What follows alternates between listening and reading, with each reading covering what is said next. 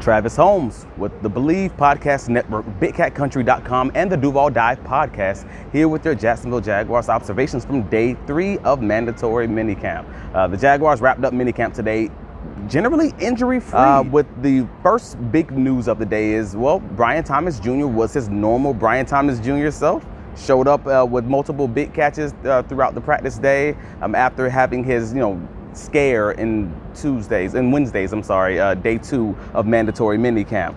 But also, if that's not the biggest storyline, on the opposite side of the offense, wide receiver Travis Hunter ended up in the middle of practice switching jerseys, going from the teal offensive jersey to the white defensive jersey during the middle of practice. Coach Coen discussed this later in the, after his post-practice availability, just basically saying, hey, Travis is going to have to get used to doing this if he's going to play on both sides of the ball. So we just chose that today was the day to kind of show that to the fans and to the media.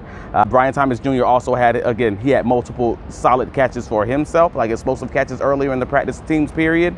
It was a much cleaner day, much sharper day for the offense, especially following Wednesday's public practice where the defense objectively won the day.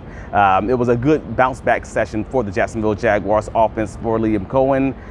You heard a lot of cursing coming from Anthony Campanelli, so that kind of lets you know exactly how to feel about this performance for the Jacksonville Jaguars to close out their offseason until training camp is starting in a few weeks to a month. On the defensive side of the ball, Deontre Prince almost had himself a near interception of Nick Mullins on an deeper outbreaking route. Jarian Jones also had himself a pretty solid day with a great pass breakup earlier in the 7-on-7 period matching up against De'Ami Brown on one of those deeper in-breaking routes. And also Jack Kaiser showed up with the PBU versus one of the tight ends later in the practice session. So overall, you have a few guys showing out within this shirts and shorts period and on defense, and you had a pretty clean day as far as mental errors and as far as getting in and out of the huddle and just moving the ball down the field for the offense. But to wrap things up, kicker Cam Little, freaking weapon. 5 of 5 on his field goals.